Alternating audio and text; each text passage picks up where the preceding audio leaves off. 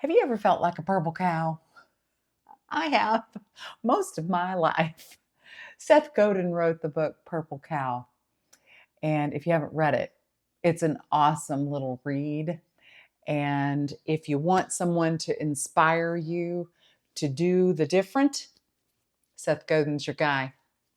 So I am a 60-year-old teacher who is coming back to teaching. I came back January of 2026. It is now 3 weeks away from the start of school, 2026. So I was coming back as many of my colleagues were considering either retirement or getting out and finding a different gig. I think AI has created a lot of anxiety. And for me, it has absolutely lit a fire. So I believe that we are entering a time when our students are going to take full ownership of their learning, possibly like none of us have ever seen. And hopefully, we'll be using AI tools to help them, and they will be using them in ethical ways. So that's why I'm here. I'm Heather Dickens, if we haven't talked yet, and I am here to help teachers reinvent our classrooms in real time. I'm going to be doing that um, out with the traditional methods that set us up for policing and um, taking autonomy away from our students and shifting every little piece that I possibly can to put that autonomy back in the hands of our students. So, first way, first day, right? We're all thinking about that first day. Even if you have done the same thing for the last 20 years, let me make sure that's doing right. If you have done the same thing for the last 20 years, every year you think about those new precious spirits that are going to walk through the door, and how's it going to go? You're setting the tone, right? What they meet, what they see, what they hear, they are taking it all in and they're sizing up how they're going to interact with us. Oh, by the way, this is World Cup. Both teams didn't make it, but I still have awesome nails and I love them. Sorry, I'm looking at I record this on an iPad right now, so that'll be fun to maybe look back in future years.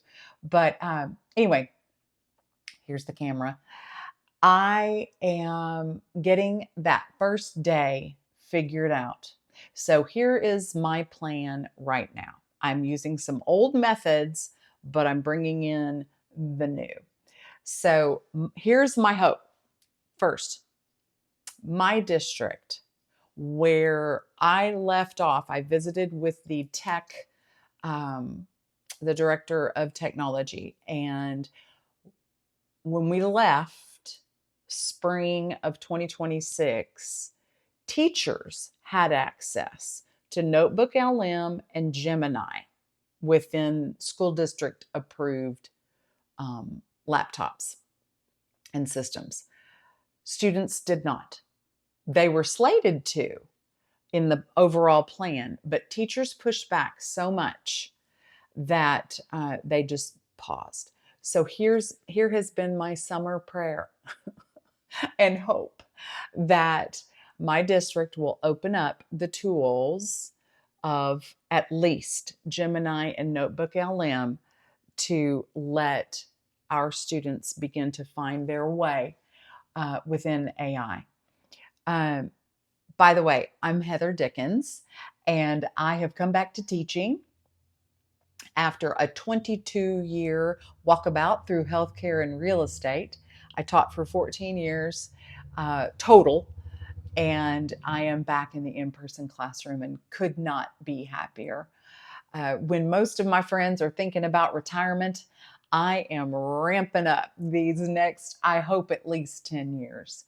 And in doing that, I hope to be documenting through YouTube, Substack, all these wonderful tools that are available to us now, and sharing and supporting other teachers, whether you're at the beginning of your journey or you are seasoned like I am and maybe tired, because you were in there for that 22 years. Um, I'm back. I'm back to share some energy, and let's see what we can get done together. So, going to that first day, we're all always thinking about that first day. How's it going to roll? So, here's my plan.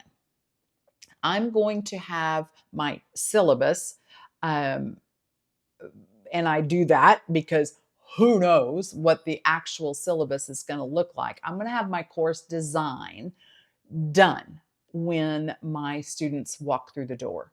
So they will be able to go into Canvas, which is what we use, not Canva, Canvas, and see exactly like a year at a glance. Now, you know as well as I do, maybe 20 kids will actually look at that. Parents will probably take a look. So we'll see. But I will have that designed. It was my habit years ago to kind of go through all of that with students. Oh my gosh, so lost them. But we won't be doing that. Here's what we're going to do. I also would do this with my students, and it's always successful. It was incredibly successful when I landed in my district in January of 2026. And these precious angels had been with other teachers. It was an expansion position. So they had been with other teachers and they came back from Christmas break and they're stuck in Ms. Dickens' class. Oh my gosh. Poor babies. So, what we did is I told them, I am not young. And this old postmenopausal memory needs some help. So, we played the adjective game. Here's how it rolls. I give this to you. It is tried and true. It works. You have a piece of paper. Give all of them a piece of paper. Make sure you have markers, crayons, pencils, and a lot of them show up with those things, but some do not and never do. But they will have these tactile materials, scissors, all the stuff, stickers, whatever you want to have there for them. Pair them up, put them in pairs. And if you have to do a 3, you can. It's really better to be pairs. So I let my students come in, I let them sit wherever they want so that wherever they're comfortable, right? I'm hoping to be changing even the design of my classroom. I'd love to not even have desks if possible, but who knows? Now, some of you are probably like, oh, I'm off. This lady's crazy. But why not, right? Anyway, that'd probably be a video for another day. They come in, they sit where they want. Then I just pair them up, boop, boop, boop, boop, boop, boop, boop, boop, around the room. Okay, may or may not know this person that they're sitting next to. Even if they do know them, they're going to have questions to ask. Suggested interview questions. Now, what I might do, I don't know, I might blow their minds and say, pull out your laptop, go into Gemini, and ask for 3 interview questions. It'd be fun to see if it gives everybody the same ones. I don't know. I'm brainstorming as I'm making this video. If you have suggestions for ways to kind of maybe start incorporating the use of AI right away, could be interesting. Anyway, doing that, it sets the stage, right? It lets them know that it might be okay to use these things in the classroom. So anyway, they will have their interview questions and they have their partner. All right. And my name's Heather. And let's pretend that my partner's name is Louise. And I say, okay, Louise, what's your favorite food? What'd you do over the summer? Do you have any animals? Have you always lived in this town? What is your favorite bleh? I don't know. So, little interview questions. Try to get them to find out something that nobody knows about this person. Ask better ones than I just came up with. But and maybe I'll use Claude here in a little while to come up with some insightful questions that might help. So you interview, you get the information. Then I now have this information on Louise, and I come up with an adjective that starts with the same sound, and you want to stick with sound because if they use the exact letter, sometimes it's a different sound. And that makes it even harder to remember. So, same sound. But this is Louise. So, she is lovely Louise. She is lucky Louise. She is a lollygagging Louise because she told me she is late to everything. So, who knows? I come up with an adjective for Louise, right? We don't come up with our own nicknames. So we don't come up with our own adjectives. So I have Lucky Louise. Then Louise interviews me, and I am Happy Heather. She comes up with Happy Heather. And then everybody's doing that. All right. Then we create with that piece of paper a tent card. So in the business world, I learned these tent cards, an old school way of having, a person's name there. So tent card, and they're going to put the name real big and the adjective somewhere around, and there can be pictures. It's got to be color, cannot be pencil, cannot be light. It's got to be visible because these eyes aren't young and I have to be able to see it. Okay. So they create this tent card. While they're doing that, they're talking, they're getting to know each other. We're laughing, we're moving around, we're all the stuff. Okay. And now we have the tent cards and everybody's done it. Give them about 15 minutes for that whole process. Okay. Then, oh, by the way, my classroom is designed for a 90-minute class. Okay. So 90 minutes. And hopefully I'll remind of that in every video. But we are a block schedule. So 90-minute classes. All right. Now we have our tent cards. Everybody puts their tent card up. Okay. And let's say Louise and I are the beginning. And I say, hi, this is Lucky Louise. She likes sushi. She lived in California. She is nervous to be here in Dripping Springs. That's got to get cut. She's nervous. She has 2 dogs, Rufus and Rover, and Cluck Cluck the chicken. And she is about to get her driver's license. Okay. Lucky Louise. Then Lucky Louise says, hi, I'm Lucky Louise. This is Happy Heather. Heather is 60 years old. No, a student. Heather is a mother of 4. She is returning to the classroom because she loves us, and that sounded way better to her than retirement.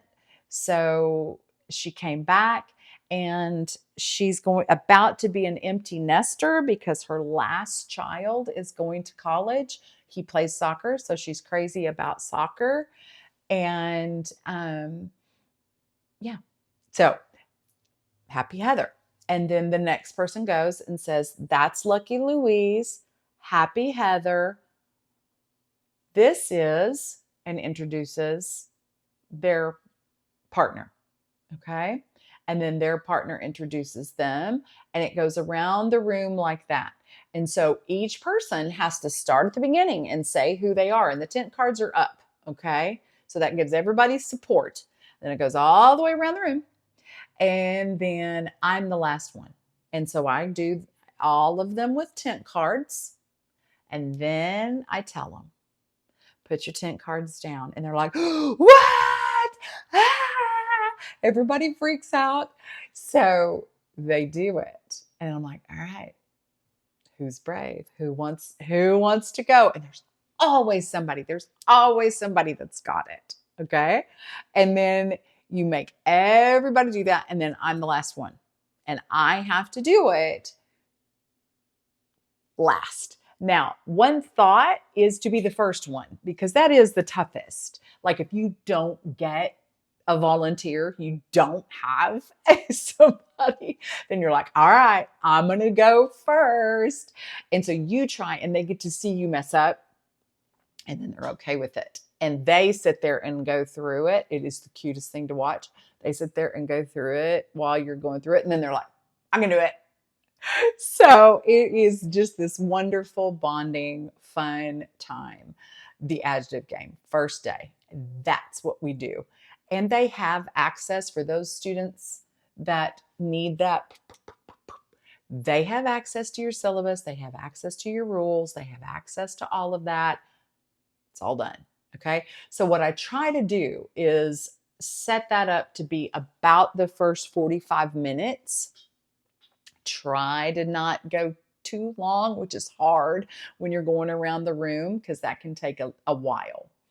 But let them hop up, stretch, move around, and then come back. And my plan is, anyway, to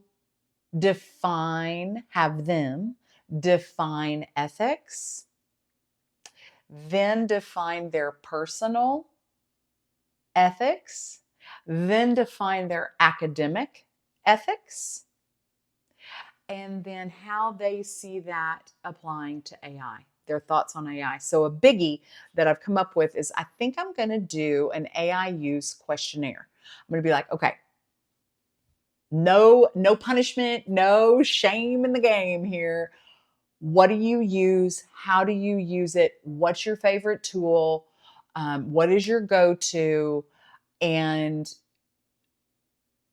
I may ask, like,